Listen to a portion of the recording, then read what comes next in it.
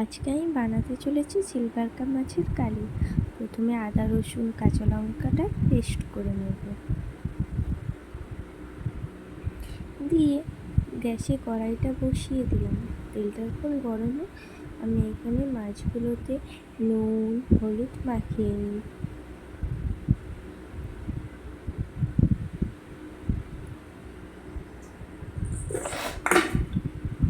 প্রথমে হলুদ তারপর নুন দিয়ে মাছগুলোকে ভালো করে একটু মাখিয়ে নেব।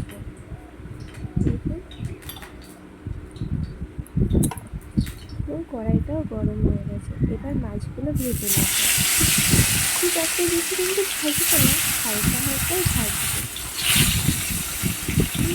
খুব একটা ভাজলে না মাছগুলো নিয়ে যাবে, সেগুলো খুব একটা বেশি ভাজবো না। দেখুন হালকাভাবে মাছগুলো ভেজে নেব।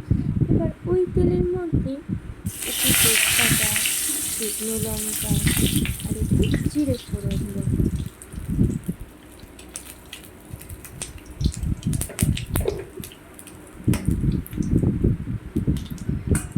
দেখুন কেটে রাখা পেঁয়াজগুলো দিয়ে হালকা নাড়াচাড়া করে একটু লাল লাল করে নেব পেঁয়াজগুলো। খুব সুন্দর লাল লাল হয়ে গেছে হালকা।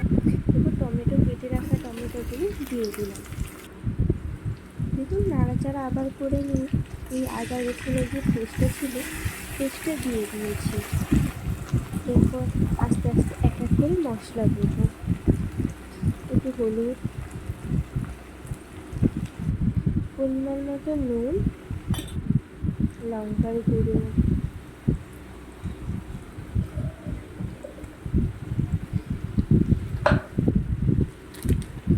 এবার দিয়ে দেবো একটু জিরে গুঁড়ো। এবার একটু নাড়াচাড়া করে নেব। গ্যাসটা আস্তে করে মশলাটা একটু কষিয়ে নেব। একটু হালকা সামান্য জল দিলাম।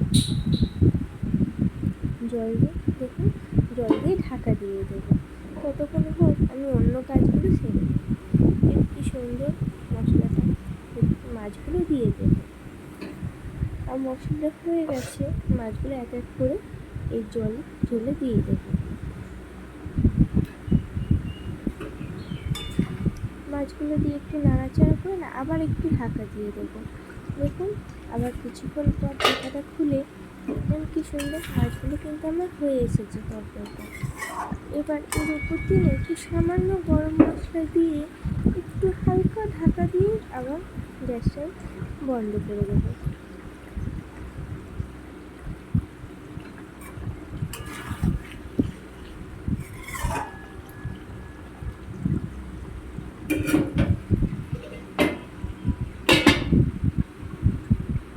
দেখুন আমার রেডি মাছের কালিয়া।